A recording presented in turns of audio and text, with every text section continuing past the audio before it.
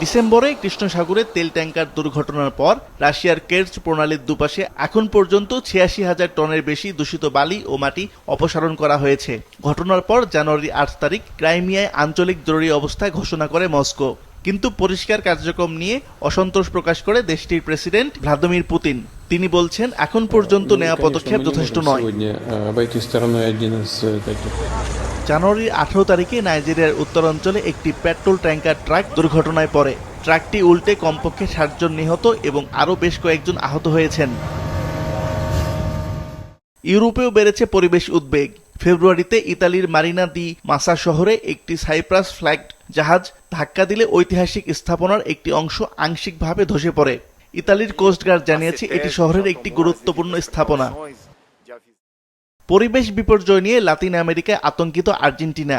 ফেব্রুয়ারিতে বুয়েন্স আয়ার্সের কাছে একটি নদীর পানি হঠাৎ লাল হয়ে যায়। স্থানীয়দের সন্দেহ পানিতে বিষাক্ত রাসায়নিক বর্জ্য মিশে থাকতে পারে। পানির নমুনা সংগ্রহ করে তদন্ত শুরু করেছে কর্তৃপক্ষ। এদিকে যুক্তরাষ্ট্র পরিবেশ নীতিতে পিছু হটেছে।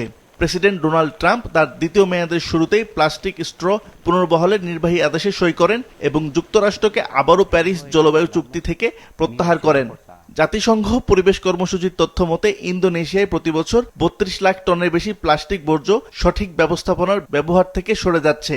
বিশেষজ্ঞদের মতে এই সিদ্ধান্ত বৈশ্বিক প্লাস্টিক দূষণ রোধের উদ্যোগকে দুর্বল করবে। মার্চের ১০ তারিখ যুক্তরাজ্যের উত্তর পূর্ব উপকূলে ঘটে ভয়াবহ দুর্ঘটনা। একটি তেল ট্যাঙ্কার ও কার্গো জাহাজের সংঘর্ষে আগুন ও বিস্ফোরণ ঘটে। যুক্তরাষ্ট্রের সামরিক বাহিনীর জন্য জেট ফিউয়েল বহন করছিল ট্যাঙ্কারটি। ট্যাঙ্কার থেকে তেল ছড়িয়ে পড়ার কারণে হুমকিতে পড়ে বন্যপ্রাণীরা। একই মাসে দক্ষিণ আমেরিকা আবারও তেল দূষণের মুখে পড়ে। ইকুয়েডরের এসমারালদাস প্রদেশে পাইপলাইন ক্ষতিগ্রস্ত হয়। তেল ছড়িয়ে পড়ে নদীতে।